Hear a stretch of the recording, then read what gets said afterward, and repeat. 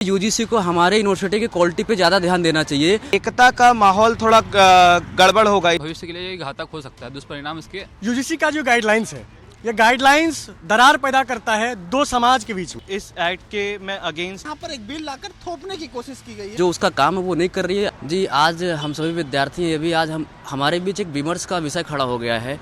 चाय की टपरी से लेके जो सोशल मीडिया तक एक भयंकर संग्राम मचा हुआ है कि आखिर यूजीसी को क्या ज़रूरत थी ऐसे नियम लाने के लिए। अगर मैं एक विद्यार्थी हूँ और विद्यार्थी की वजह से मुझे दिखाई देता वर्ल्ड की यूनिवर्सिटी इतनी आगे हैं, ऐसे में यूजीसी को हमारे यूनिवर्सिटी की क्वालिटी पे ज़्यादा ध्यान देना चाहिए। लेकिन यूजीसी ऐसे नियम ला के विवाद खड़ा कर रहा है।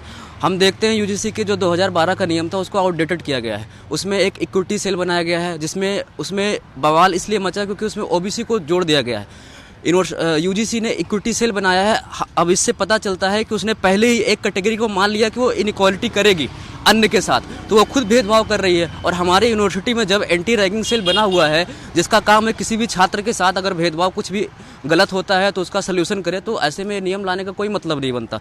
यूजीसी का काम है हमारे विश्वविद्यालयों की गुणवत्ता को बढ़ाए, क्वालिटी को लगातार बढ़ाए, लेकिन जो उसका काम है वो नहीं कर रही है। ऐसे अनाप शनाप नियम ला के बस डिस्टर्बेंस पैदा कर रही है। यूजीसी ने इस बिल को समानता बढ़ाने के लिए समानता रेगुलेशन बिल के नाम से लाया है।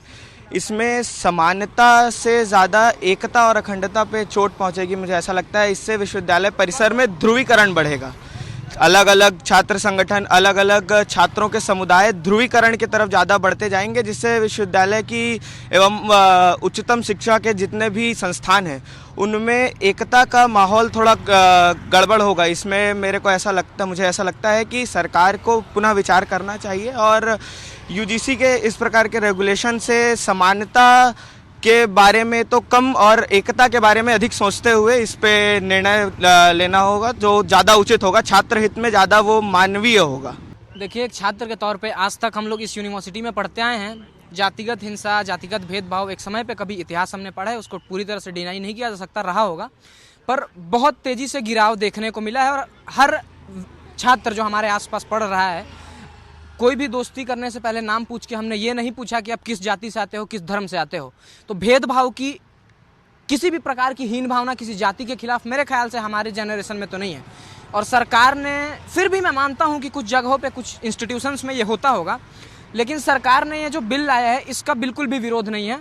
ये बिल बहुत ज़रूरी है, पास होना चाहिए। भेदभाव के खिलाफ हम भी इसके पूरे समर्थन में हैं, लेकिन जो अनयूजुअल अनवांटेड चीज़ें इसमें ऐड की गई हैं कि अगर कोई फॉल्स कंप्लेंट हो रही है और उसके अगेंस्ट भी ये पाए जाने के बावजूद कि ये फेलियर था, ये कंप्लेंट जो था झूठा था, किसी प्रतिस्पर्धा में या किसी हीन भावना में या किसी पूर्वाग्रह में ग्रसित होकर किसी भी तरह की शिकायत दर्ज कराई जाए किसी सामान्य वर्ग के छात्र के खिलाफ और उसमें एक्शन भी ना हो, ये पाए जाने के बावजूद अगर हमने कोई भेदभाव किया है किसी भी दलित वर्ग के छात्र के साथ, किसी भी विकलांगता के आधार पे हमने भेदभाव किया है, तो इसी गुरु घासीदास विश्वविद्यालय के घासीदास बाबा के मूर्ति के पास खड़े करके पीटा जाए, जो सज़ा दिया जाना चाहिए वो दिया जाए। परंतु अगर ये पाया जाता है कि वो कंप्लेंट झूठी है तो कंप्लेंट करने वाले लोगों के खिलाफ भी कोई एक्शन होना चाहिए, उसका भी प्रावधान होना चाहिए।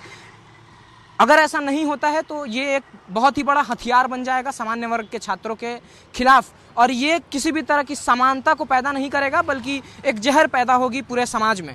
और सोशल मीडिया पे एक लाइन बहुत वायरल हो रही है, मैं वापस से वो कहना चाहता हूँ आपके चैनल के माध्यम से कि जिन हाथों में शक्ति भरी है रास तिलक देने की, उन हाथों में ही ताकत है सर उतार लेने की। सरकार को सचेत हो जाना चाहिए कि इस प्रकार के बिल ना लाए जाएं। धन्यवाद। देखिए, सबसे पहली बात तो ये है कि इतना विरोधाभास नज़र आता है न केवल मौजूदा सरकार के नियमों में, बल्कि जब भी हम जातिगत या धर्म आधारित विषयों को देखते हैं तो जैसे ये मुद्दा ही उठा है जिसमें इक्विटी सेल की स्थापना की गई है। इक्विटी यानी कि बराबरी, और वहीं पर आप एक बड़े वर्ग को अछूता बना दे रहे हैं जहां पर वो पीड़ित कहलाए जाने के लायक भी नहीं है। और दूसरी सबसे बड़ी चीज़ इस नए रेगुलेशन में जो सामने निकल कर के आ रही है, वहाँ पर जो परिभाषा नहीं दी गई है, सवर्णों को पीड़ित मानने से इनकार किया गया है। एक दूसरी विवादास्पद चीज़ इसमें यह है जिसका कड़ा विरोध मैं करूँगा, वो ये है कि अगर कोई शिकायत फर्जी पाई जाती है, अगर कोई शिकायत गलत पाई जाती है, चूँकि ये बड़ी आम चीज़ है न केवल इनमें, बल्कि हमने ये देखा है कि महिला विरुद्ध अपराधों को लेकर के भी, बलात्कार के तमाम जो मामले सामने आते हैं उनमें फ़र्जी केसेस की संख्या कितनी है, तलाक में जब दहेज प्रताड़ना के मामले आते हैं, तो ऐसे तमाम उदाहरण हैं जिनसे सबक लेकर के, जिनसे सीख लेकर के जब ये रेगुलेशन बनाया जा रहा था तो इन चीज़ों को शामिल किया जा सकता था कि जो शिकायत यदि इंटेंशनली फर्जी पाई जाती है तो शिकायतकर्ता के विरुद्ध ही कार्रवाई की जाए, ऐसा कोई प्रावधान नहीं है। तो और सबसे इसमें बुरी बात एक और ये है कि जो विपक्षी दल हैं तमाम देश में, जो जातिवादी और धर्म आधारित राजनीति का इल्ज़ाम बीजेपी पर लगाते हैं, सत्ता पर लगाते हैं, ऐसे समाजवादी दल, ऐसे कांग्रेस के लोग या लेफ्ट के लोग भी, चूँकि इसमें जो पीड़ित पक्ष है वो सवर्ण है, इसलिए अपने वोट बैंक की राजनीति को चमकाने के लिए वो यहाँ पर सवर्णों के साथ नहीं खड़े हो सकते हैं। ये बड़ी बड़ी दुर्भाग्यपूर्ण चीज़ है ये। तो कुमार विश्वास जी ने भी ये कहा कि चाहे तिल लो या ताड़ लो, चाहे राई लो या पहाड़ लो, हम तो गरीब सवर्ण है मालिक, हमसे रुआ रुआ उखाड़ लो। तो यही सारी चीज़ें हैं, सरकार को इन चीज़ों को समझना होगा कि कहीं ना कहीं हम क्या देश को 2047 के विकसित भारत के बीच कहीं क्या हम एक जातिगत राजनीति का बीज भी बो करके उसको ज़िंदा चलाए रखना चाहते हैं, या वो लॉ जलती रहनी चाहिए, क्या ये सरकार की मंशा तो नहीं है।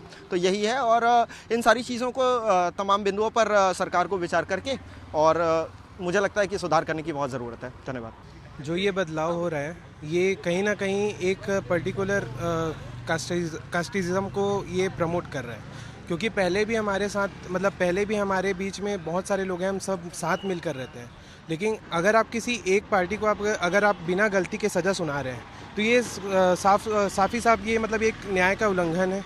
एक जो हमारा जो न्याय था कि हमको अपनी बातों को रखने का एक पक्ष, अपना पक्ष रखने का एक हमको क्या बोलते हैं उम्मीद मिली थी या फिर अपना अवसर मिला था, तो वो अवसर भी हमसे छीना जा रहा है।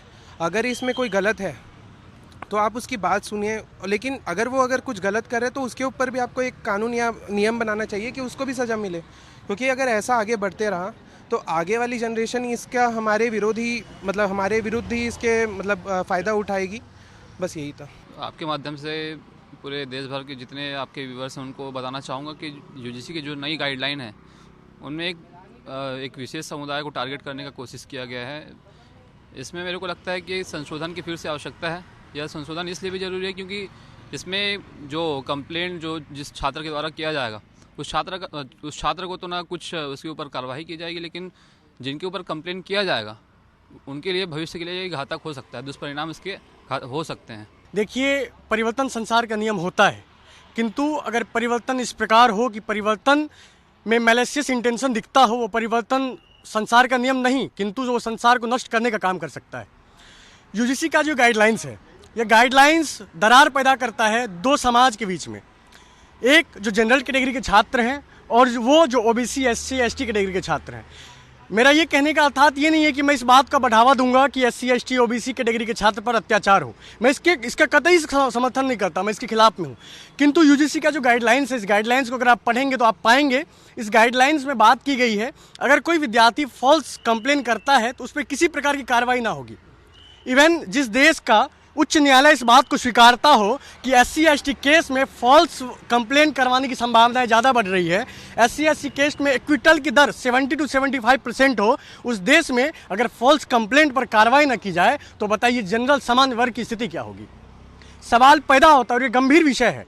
एक शेर याद आता है कि सरकार इस कदर जनता पर एहसान करती है, ये आंखें छीनती है और चश्मे दान करती है।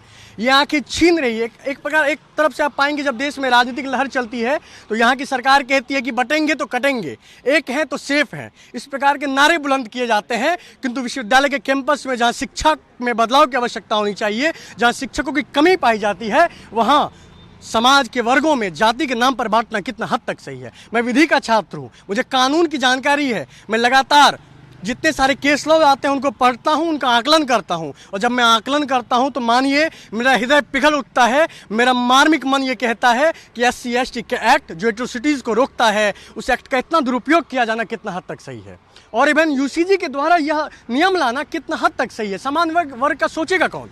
आखिर समान वर्ग के बच्चे जाए कहाँ? अगर हम अपने कॉलेज का देखें तो कॉलेज में इक्वालिटी मेंटेन नहीं होगा, इसके चलते मेरिट बेस्ड सिलेक्शन अब कम हो जाएगा। उसके बाद फिर कास्ट बेस्ड सिलेक्शन बढ़ जाएगा इससे, जो कि हम जनरल कास्ट के बच्चे, जैसे कि मैं जनरल कास्ट से बिलोंग करता हूँ, तो मेरे लिए एक बहुत बुरा फैक्टर है, क्योंकि अब जो नॉर्मल जनरल कास्ट के बच्चे रहेंगे उनको कम सीट दी जाएगी, और जो अपना स्केड्यूल कास्ट या स्केड्यूल ट्राइब के बच्चे उनको ज़्यादा सीट दी जाएगी। तो इसमें इस एक्ट के मैं अगेंस्ट केवल इसीलिए हूँ क्योंकि जो जनरल कास्ट है उसको दबाया जाएगा इसके थ्रू, और प्रताड़ित किया जाएगा यूनिवर्सिटी में अपना सीट ना दे करके, और उनको नए नए चीज़ों से ऐसे प्रताड़ित करने का कोशिश किया जाएगा। देखिए, इस बिल को मैंने भी थोड़ा बहुत देखा और पढ़ा। मैं एक खुद शोधार्थी हूँ और शोध कार्य कर रहा हूँ, लेकिन मैं इससे नाखुश हूँ क्योंकि ये पूरा एक सवर्ण लोगों के खिलाफ ये बिल है। क्योंकि इस बिल में कहा गया है कि जो जातिगत भेदभाव हो रहा है उसको ये बिल देखेगी। इसके पहले भी यूनिवर्सिटियों में, अलग अलग कॉलेजों में, अलग अलग विश्वविद्यालयों में कमेटी बनाई जाती है कि किसी तरह अगर जातिगत भेदभाव होता है तो उसको समझा जाए, उस पर कार्रवाई की जाए, एक्शन लिया जाए। अलग अलग सेल बनाए जाते हैं उसके लिए। लेकिन यहाँ पर एक नया बिल लाकर, फिर से जातिगत वाली बात लाकर लोगों के बीच में भेदभाव पैदा किया जा रहा है। यहाँ पर किसी बिल की ज़रूरत नहीं थी, ऑलरेडी सेल बने हुए थे, वहाँ पर विधिवत रूप से काम करने की ज़रूरत थी। और जिसको शिकायत है उसको शिकायत के लिए अलग अलग फोरम बनाएंगे, वहाँ शिकायत कर सकता है ऑलरेडी। लेकिन यहाँ पर एक बिल लाकर थोपने की कोशिश की गई है, ये मैं बिल्कुल इसको अनुचित समझता हूँ और इस बिल को विरोध करता हूँ मैं।